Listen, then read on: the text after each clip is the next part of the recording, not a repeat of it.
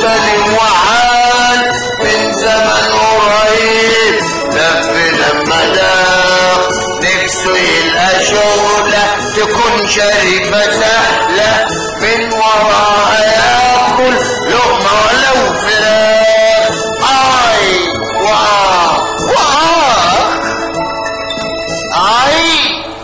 قوم يا دب قوم هتبقى عال. قوم وشد حيلك وارقص للعيال.